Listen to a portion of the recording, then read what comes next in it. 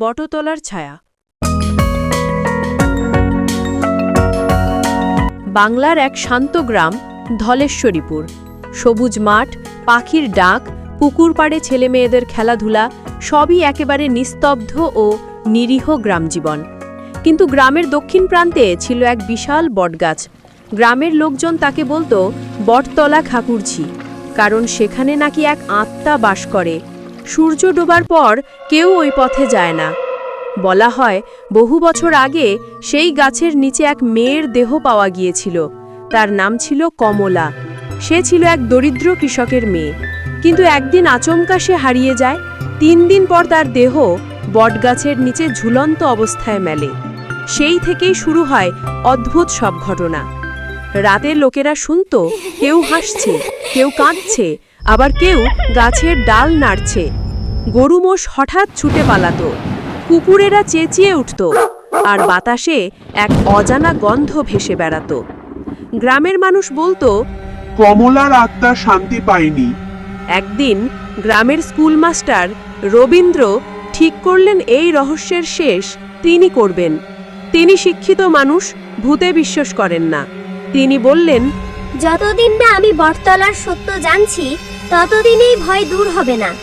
এক পূর্ণিমার রাতে তিনি লণ্ঠন হাতে একাই বেরিয়ে পড়লেন বটগাছের দিকে।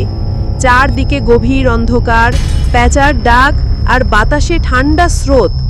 গাছের নিচে পৌঁছে দেখলেন মাটিতে কারোর পায়ের দাগ, যেন ঠিক আগেই কেউ হেঁটেছে। তিনি গাছের নিচে বসে বললেন, যদি সত্যি কেউ থাকো তবে সামনে এসো। হঠাৎ বাতাস থেমে গেল, লণ্ঠনের আলো কাঁপতে লাগলো। তারপর দেখা গেল গাছের নিচে এক মেয়ে দাঁড়িয়ে আছে, সাদা কাপড় পরা, চুল খোলা, চোখে জল। রবীন্দ্র কাঁপা গলায় বললেন, তুমি কি কমলা? মেয়েটি মৃদুস্বরে বললে, হ্যাঁ, আমি কমলা। আমাকে হত্যা করা হয়েছিল। সবাই ভেবেছিল আমি আত্মহত্যা করেছি, কিন্তু তা নয়। গ্রামের মহাজন হরিশ্চন্দ্র আমায় বিয়ে করতে চেয়েছিল। আমি রাজি হইনি, তাই সে আমাকে মেরে এই গাছের ডালে ঝুলিয়ে দেয়। রবীন্দ্র স্তব্ধ। তিনি বললেন, আমি তোমার ন্যায় বিচার আনবো কমলা। মেয়েটি শান্ত হাসল। যেদিন সত্য প্রকাশ পাবে সেদিন আমি মুক্তি পাব। এরপর বাতাস ঘুরে এলো, মেয়েটি মিলিয়ে গেল রাতের কুয়াশায়।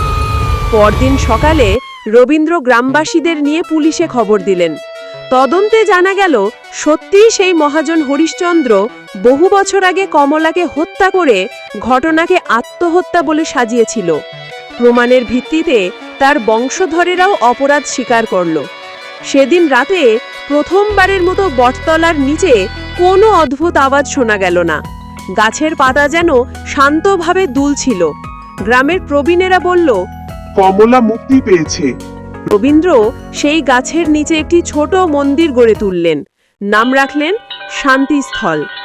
আজও ধলেশ্বরীপুরের মানুষ সেখানে প্রদীপ জ্বালায় আর বলে, যে অন্যায় করে সে একদিন না একদিন প্রকাশ পেয়েই যায়।